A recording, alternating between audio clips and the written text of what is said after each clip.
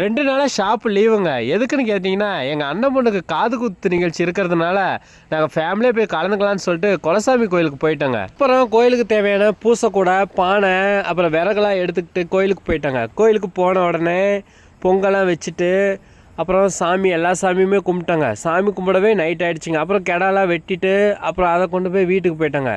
அப்புறமே பார்த்திங்கன்னா, அந்த கெடாவெல்லாம் சுத்தம் பண்ணி உறமுறைங்களுக்கெல்லாம் சாப்பாடு செஞ்சு போடணும் இல்லைங்க. அதனால் அந்த வேலையெல்லாம் நாங்கள் ஆரம்பித்தோங்க. அதே பார்த்திங்கன்னா 2வது நாளே ஆயிடுச்சுங்க. ஏன்னா விடிஞ்சு போயிடுச்சு.